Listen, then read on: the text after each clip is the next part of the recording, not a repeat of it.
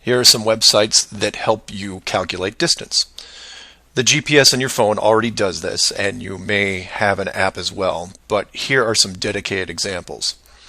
Timeanddate.com, tripit.com, distancefrom2.net, worldatlas.com, freemaptools.com, and travelmath.com. If your favorite isn't listed here, like Google Maps, then use whatever is most familiar to you. Now we are going to look at two specific groups of cities. The first group is going to be from the area around Australia, including New Zealand. We'll call this Group 1. Group 1 includes Melbourne, Australia, Sydney, Australia, Perth, Australia, Auckland, New Zealand, Christchurch, New Zealand, and Hamilton, New Zealand. The second group is going to be some cities in South America, all in the southern hemisphere. I mention this because if you go high enough, you will run into a few cities that won't work. Group 2 includes Rio de Janeiro, Brazil, Sao Paulo, Brazil, Brasilia, Brazil, Buenos Aires, Argentina, Lima, Peru, and Santiago, Chile.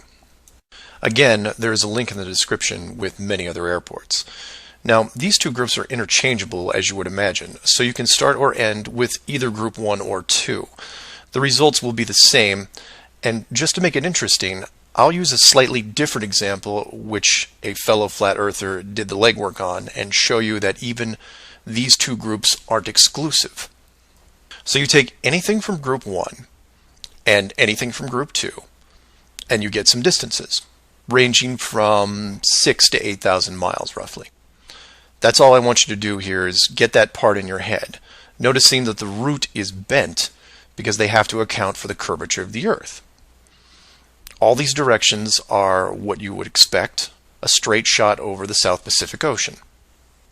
Now, just to prove it's not an exclusive route, instead of starting in, say, Rio and landing in Auckland, I'll start what should be the opposite side, in Cape Town, South Africa, which is roughly the same distance on a globe Earth coming in at 7,300 miles.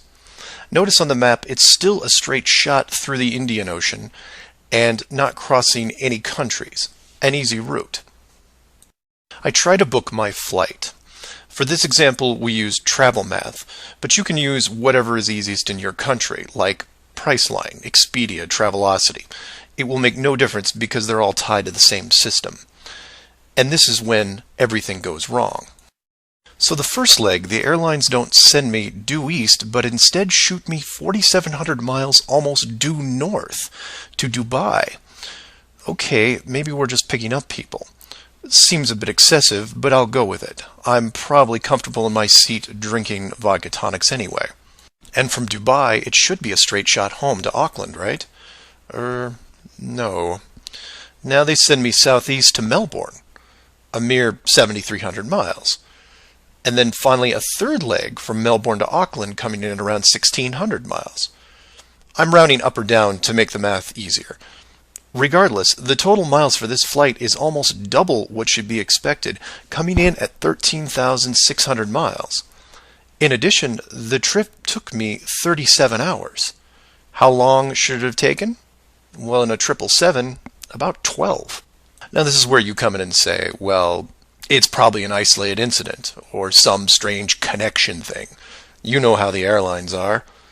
Oh no, my friends. We can do this all day. This roulette table is rigged, and there is no way to get a fair game. The first part of the clue is the utter lack of non-stop flights from anywhere in this hemisphere, which is why I gave you multiple cities in each group. And here's the plot hole for you. Flying from international cities like Sydney, Rio, Santiago, or anywhere else close by, you can't get a single non-stop flight, no matter how much money you pay. I tried to do this for an entire night, and it was like playing an online casino game, one that I was losing most of the time. The connections kept coming in like spam windows. Start in Christchurch, go to Auckland. Start in Auckland, go to Sydney. Start in Sydney, go to Dubai or Los Angeles or somewhere else that makes no sense.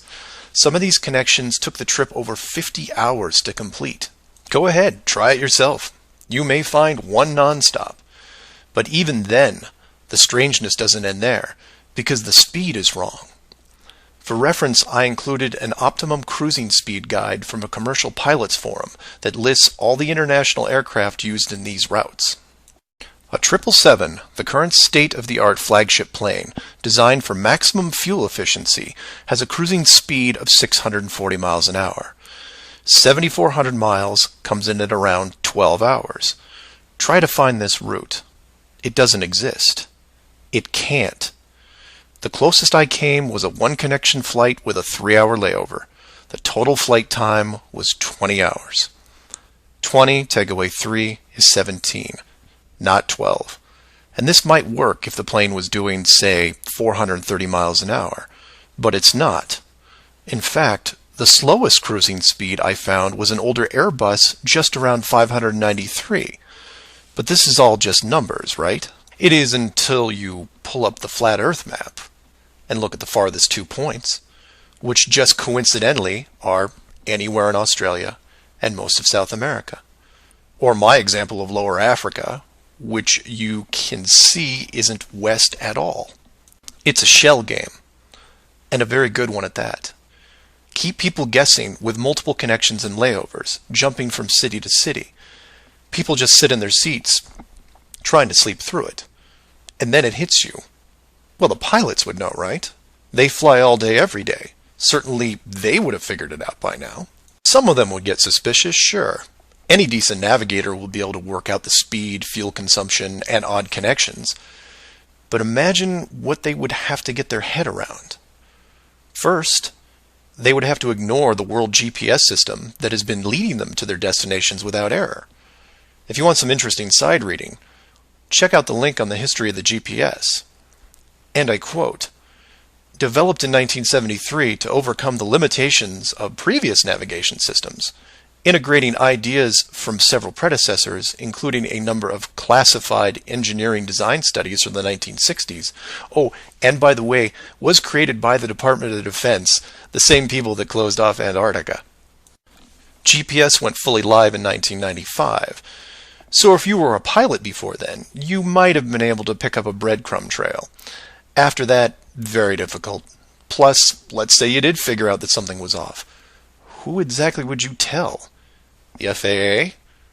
You would be looking around and wondering why you were the only one to see it. And then what? You make the leap of faith and see that the entire map system is wrong? Never gonna happen. You might as well just tell them that an alien spacecraft followed your plane around for 2 hours. We know what happens then. Start playing Flight Time Casino for yourself. See what interesting things you can discover. And while you're at it, show it to any pilots that you know. But don't forget to leave the words flat Earth out. Because that's crazy, right?